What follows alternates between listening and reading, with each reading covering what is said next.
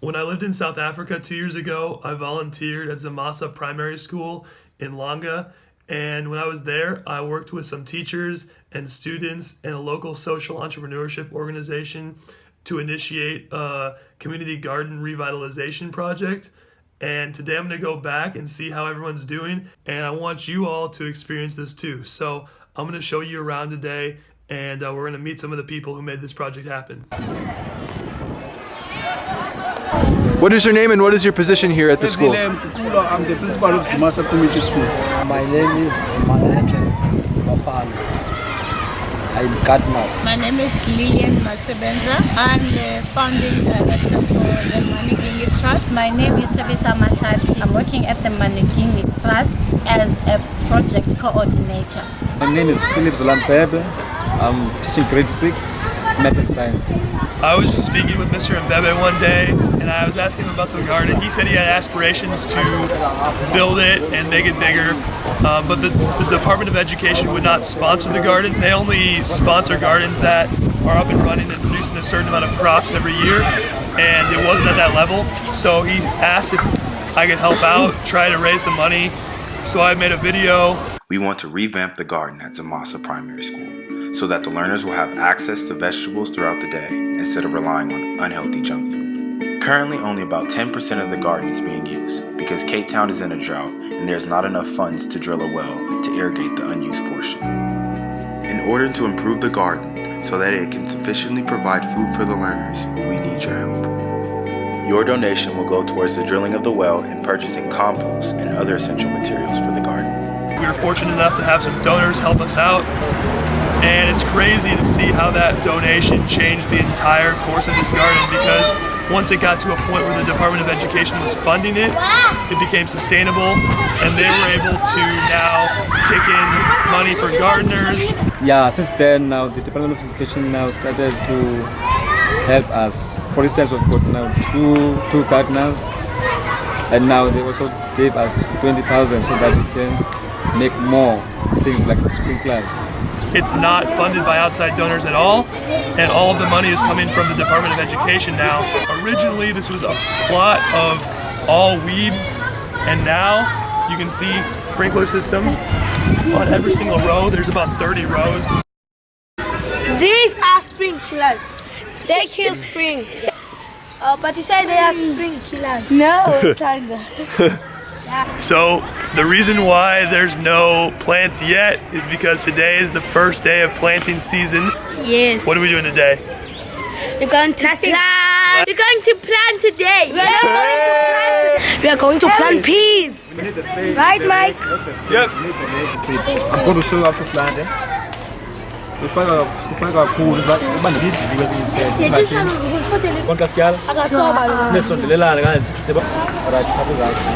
I'm going to show you how to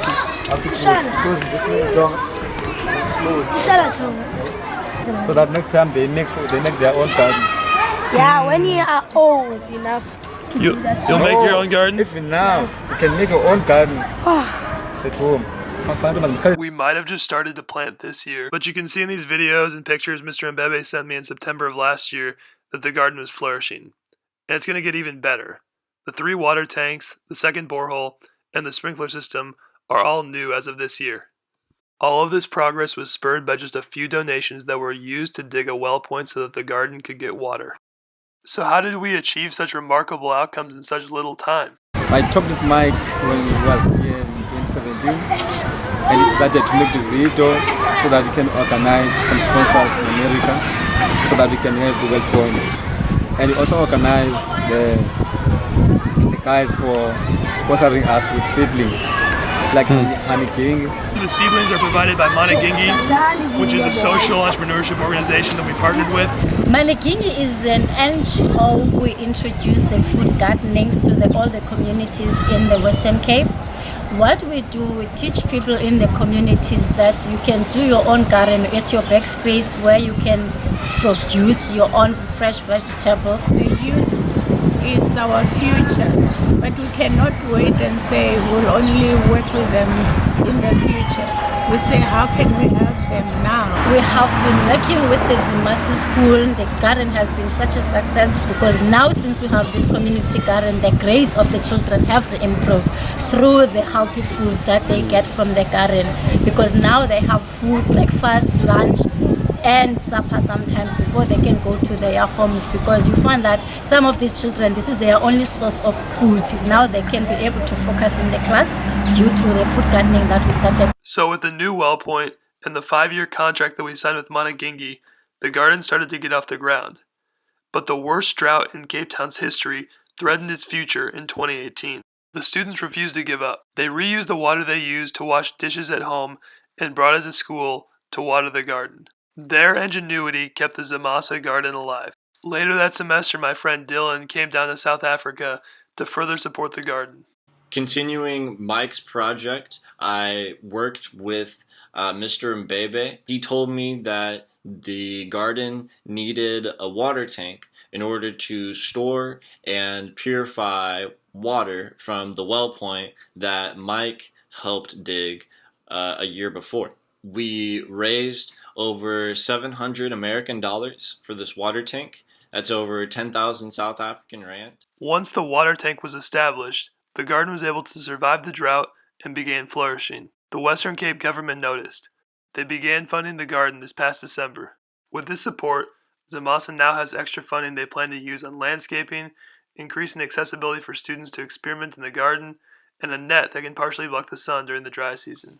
But we are now busy going to make the net now, maybe next semester. Less than 2 years into this garden, it has exceeded every single expectation. Obviously, we started this to address the malnutrition in the Langa community, but there's been so many more positive spillover effects in other areas as well.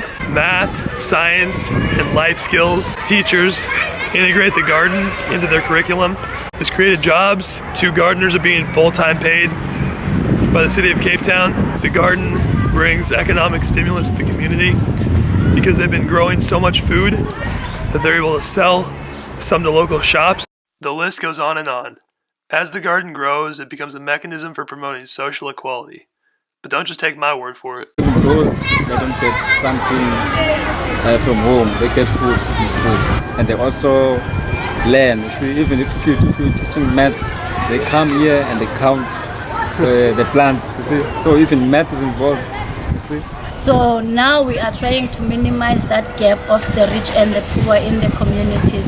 By doing these food gardenings to the people, we are bringing more like a self-esteem to them on how to do their things for their own, because some of these communities, they sell the produce where they must sort of make a source of income, a little something that they can be able to sustain themselves.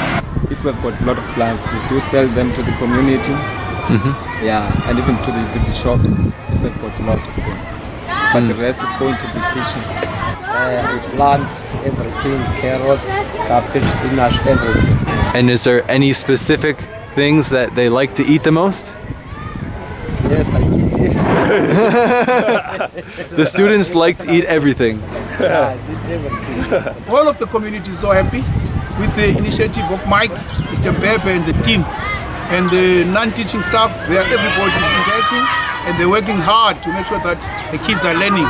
Because you know from the fact that they need to be part of the garden. And they're taking this initiative back home. They're taking that also to the whole of South Africa, because we need to give them a skill that is going to empower them for future purposes. We are grateful and thankful as a school and the Langa community for this garden. Through this garden, students will be fed nutritious lunches to nourish busy brains. They will learn about the science of life as they nurture life of their own. They will learn about collaboration and how a team is more than the sum of its parts. They will mix their hands in the land that they call home.